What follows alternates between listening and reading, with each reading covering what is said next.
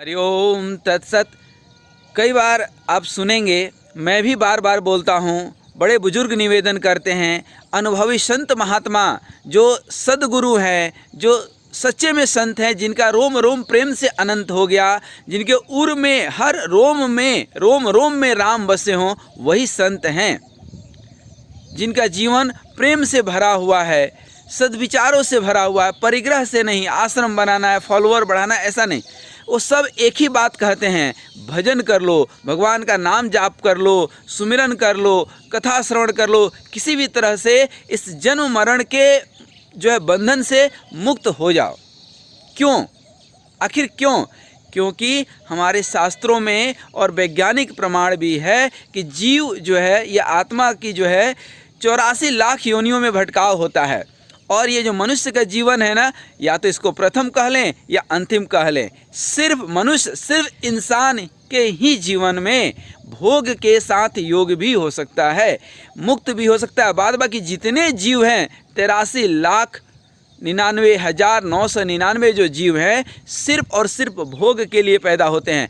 बैल चाह करके भी वह प्रार्थना नहीं कर सकता है, आराधना नहीं कर सकता है। कुत्ता चाह करके भी भगवान का भजन नहीं कर सकता है, वो मुक्त नहीं हो सकता है। क्योंकि वो जो कर्म किया है मनुष्य जन्म में, उसका भोग वह 83,99,999 योनियों में, ये आत्मा क्या है? संचित कर्म का ही तो भंडार है। इसको शरीर मिलता है, चाहे वो कुत्ता का मिले, आदमी का मिले, हाथी का मिले। क्यों? वह भोगने के लिए, क्योंकि उसको भोग तो भोगना है। लेकिन कर्म किया कब है? सिर्फ मनुष्य जन्म में। मनुष्य जन्म ही एक ऐसा, इसीलिए दुर्लभ इसको बताया गया है, बहुत दुर्लभ है। ये भगवान की बहुत परमात्मा की श्रेष्ठतम उपहार है। ये शरीर, ये एक साधन है जहाँ भगवान का भजन करके मुक्त हो सकते हैं। अन्यथा ये किए गए कर्म आपको 84 लाख योनियों में भटकाएगा। पहला तरीका है। दूसरा तरीका है कि अच्छा कर्म कर लें, कोई भी बुरा कर्म नहीं करना है।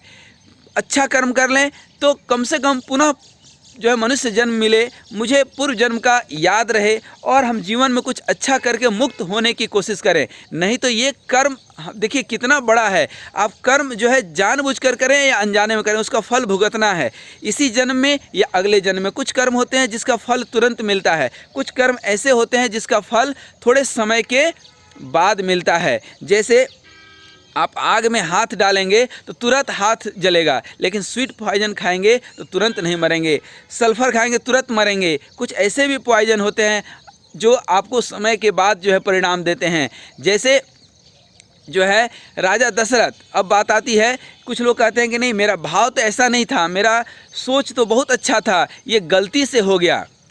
कोई भी कर्म है उसका परिणाम अवश्य मिलना है। अब वह कर्म आपसे जानबूझ करके हुआ हो या अनजाने में हो। जो जानबूझ करके, जैसे आग में आप जानबूझ करके हाथ डालेंगे तो भी हाथ जलेगा, गलती से हाथ चले गया तो भी हाथ जलेगा। जैसे कभी आप जानबूझ करके अमृत पिएं या गलती से पैर फिसल गया और अमृत कुंड में आप जा गिरे तो भी आप अमृत पिएंगे। दोनों ही केस में आप क्या होंगे? अजर अमर हो जाएंगे। जैसे आप जहर में या आग में जानबूझ करके हाथ डालिए या अनजाने में हाथ चले जाए, हाथ तो जलना है। तो ये कर्म के परिणाम हैं, ये होना है। वह प्रकृति है, उसका स्वभाव है। राजा दशरथ ने जानबूझ करके श्रवण कुमार को तो नहीं मारा था, अनजाने में उन्होंने मारा था, लेकिन उसका परिणाम क्या हुआ? भुगतना पड़ा या नहीं?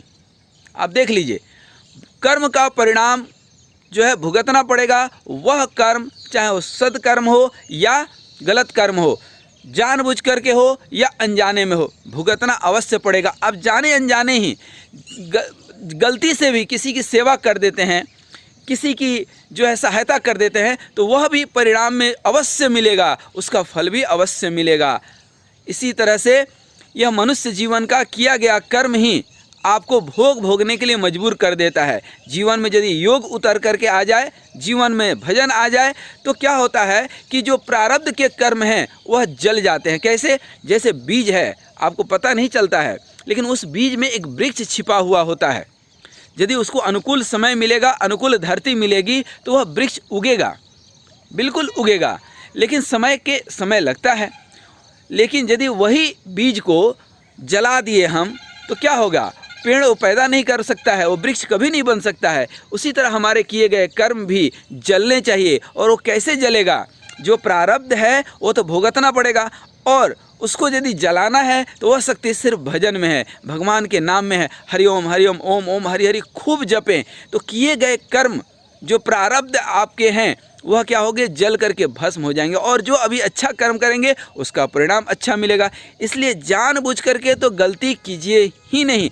अनजाने में भी गलती हो जाए तो भगवान से तुरंत क्षमा मांगें, और उसका प्रारब्ध बस, उसके परिणाम बस जो भोग भोगना है वह भी जीते जी भोग लें, तो दूसरा जन्म नहीं लेना पड़ेगा। आप मुक्त होने की संभावना बढ़ जाएगी। तो आइए एक संकल्प के साथ कि इस मनुष्य जन्म में मिला है तो हम कुछ ऐसा योग करें, हम ऐसा भगवान, योग मतलब क्या? प्रकृति और पुरुष का वियोग ही योग है।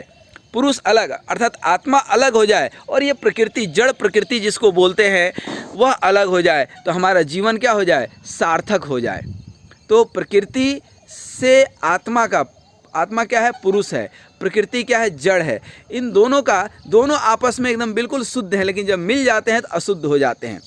तो प्रकृति से जब वियोग हो जाएगा आत्मा का, तो वह जो है परमात्मा के साथ मिल जाता है, क्योंकि आत्मा वस्तुतः परमात्मा का ही अंश है, और हम मुक्त हो गए। अब आपके स्वेच्छा से जो जन्म आप चाहें धारण कर सकते हैं। आइए इस संकल्प के साथ कि 24 घंटा में कुछ नहीं तो कम से कम 24 मिनट भगवान का भजन अवश्य करें।